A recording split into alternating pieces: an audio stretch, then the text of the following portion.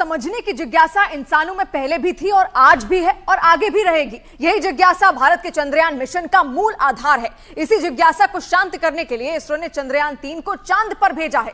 चंद्रमा के बारे में काफी कुछ खोज लिया गया है, लेकिन अभी भी ऐसे तमाम रहस्य छिपे हुए हैं जिसके बारे में हमें नहीं पता है। उन्हीं जानकारियों को चांद पर पहुंचा भारत का विक्रम लैंडर और प्रज्ञान रोवर देने वाला है।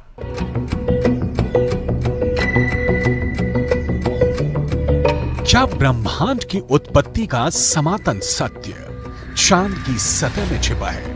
क्या चांद के धरातल का विश्लेषण ब्रह्मांड की अबूझ पहेली को सुलझाने का प्रवेश द्वार है?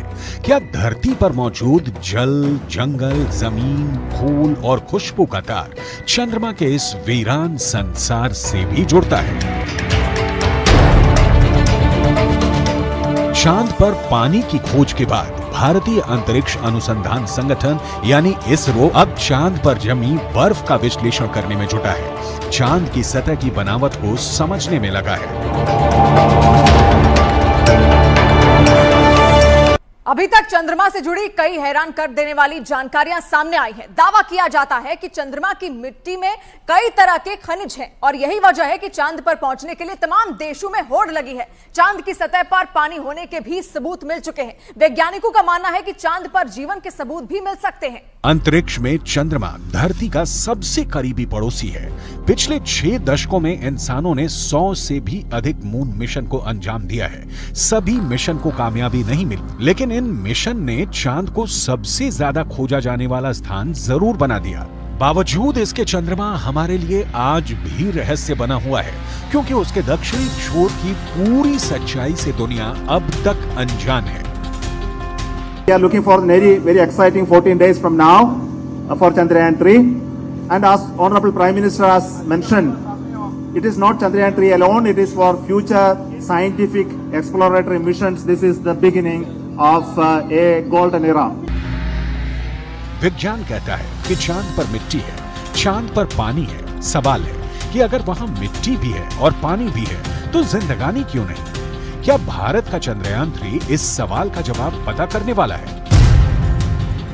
चंद्रमा पृथ्वी के चारों ओर चक्कर लगाता है, लेकिन हमें चांद का एक ही हिस्सा दिखाई देता है। चांद का दूसरा हिस्सा धरती से दिखाई नहीं देता। इसे चांद की डार्क साइड कहते हैं, जिसे धरती से देखना मुमकिन नहीं है।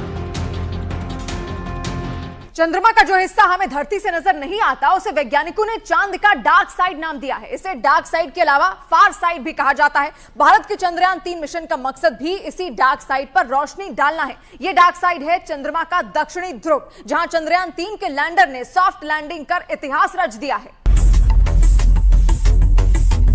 चंद्रयान 3 का विक्रम लैंडर चांद के दक्षिणी ध्रुव पर उतरा है।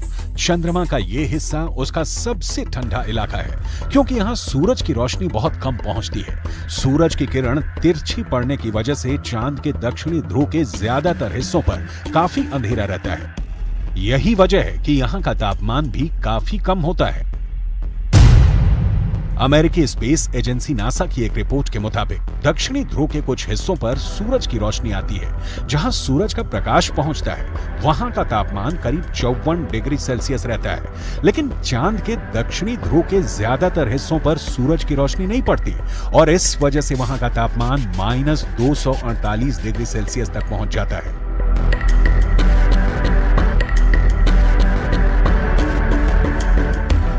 नासा के मुताबिक चांद के दक्षिणी ध्रुव पर बर्फ है।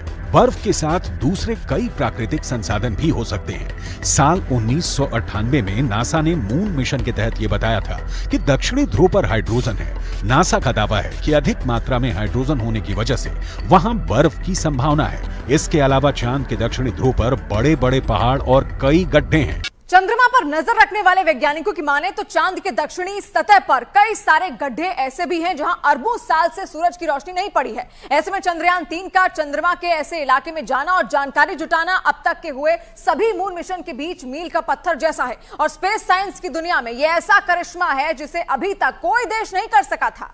चांद के दक्षिणी ध्रुव वाले हिस्से में बड़े बड़े क्रेटर हैं, जिन्हें आम बोलचाल की भाषा में गड्ढा कहा जाता है। ज्यादातर गड्ढे ऐसे हैं जहां अरबों साल से अंधेरा है। अमेरिका के नासा के मुताबिक घुप अंधेरे के बीच यहां बर्फ का जमाव हो सकता है।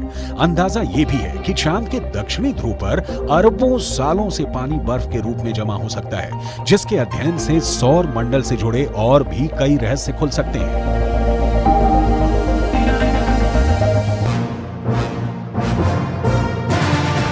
यानी भारत का चंद्रयान 3 चांद के उस हिस्से में पहुंचा है जो हमें नहीं दिखता है। सवाल है, आखिर चंद्रमा का एक ही हिस्सा हमें क्यों दिखता है?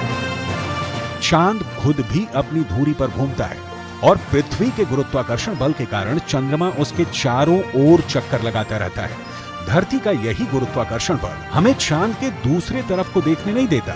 दरअसल चांद में पृथ्वी से जुड़ा एक गुरुत्वाकर्षण केंद्र है। गुरुत्वाकर्षण केंद्र चांद के बीच में नहीं, बल्कि उस हिस्से में है जो धरती की तरफ है। पृथ्वी का गुरुत्वाकर्षण बल चांद को अपनी तरफ खींचे रखता है। इसी वजह से चांद एक ही स्थिति में धरती के चारों तरफ घूमता रहता है और चंद्रमा का दूसरा हिस्सा धरती से नजर नहीं आता।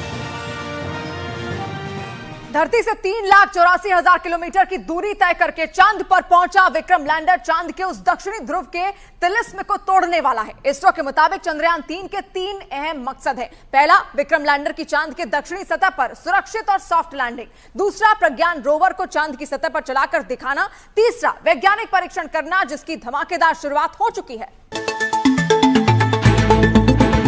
चंद्रमा के रहस्यों की खोज में सबसे पहली कामयाबी 1959 में तब के सोवियत संघ को मिली थी, जो अब रूस के नाम से जाना जाता है। 12 सितंबर 1959 को धरती से लॉन्च किया गया रूस का स्पेसक्राफ्ट लूना 2 चांद की सतह से जा टकरा है। 7 बरस बाद 1966 में सोवियत संघ ने एक बार फिर चांद पर दस्तक दी। 3 फरवरी 1967 को लूना 9 चांद की सतह पर पहली बार सॉफ्ट लैंडिंग करने में कामयाब हो गया। यह वो वक्त था जब सोवियत संघ और अमेरिका के बीच शीत युद्ध चल रहा था। दोनों देशों में धरती के साथ साथ स्पेस रिसर्च को भी लेकर एक होड़ लगी थी। इस होड़ का सबसे अहम हिस्सा चांद तक पहुंचने की दौड़ थी। सोवियत संघ को पीछे छोड़ने के लिए तब अमेरिका ने इंसान को चांद तक ले जाने और सुरक्षित वापस लाने का लक्ष्य तय किया। Before this decade is out, of landing a man on the moon and returning him safely to the Earth. 1, 0, all engine running. Liftoff. We have a liftoff. 32 minutes past the hour. Liftoff on Apollo 11. America के Apollo 8 mission ने America के 3 अंतरिक्ष यात्रियों को चांद की कक्षा में पहुंचा दिया। ऐसा पहली बार था जब इंसान चांद के इतने करीब पहुंच गया था। इसके बाद वो दिन भी आया जब अमेरिका ने चांद पर इंसानों को उतार दिया। यह मिशन था अपोलो 11। अपोलो 11 के जरिए अमेरिका ने चांद तक ऐसी छलांग लगाई जिसे आज तक कोई दूसरा देश दोहरा नहीं पाया। वो छलांग थी चांद पर इंसानों का पहला कदम।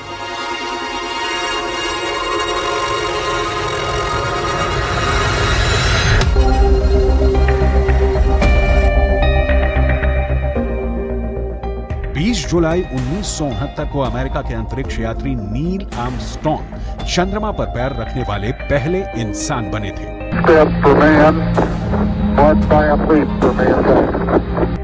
चांद पर उतरने वाला लूनर लैंडर 2 लोगों को लेकर गया था। नील आर्मस्ट्रॉन्ग के अलावा बज एल्ड्रिन भी वहां बाद में उतरे थे। अपोलो 11 मिशन ने चांद से मून रॉक्स लाकर एक अलग इतिहास रचा। अपोलो 11 मिशन के दौरान करीब 22 किलो सामान चंद्रमा से लाया गया था। इसमें तकरीबन 50 चांद के चट्टानों के टुकड़े और चांद की मिट्टी शामिल थी। चांद पर पहुंचने की स्पेस रेस आगे भी चलती रही। इस दौड़ में यूरोपियन एजेंसी, जापान, यहां तक कि चीन भी कूद पड़ा। लेकिन मून रिसर्च में अगली कामयाबी भारत को मिली। वो कामयाबी थी चांद की सतह पर पानी की खोज की।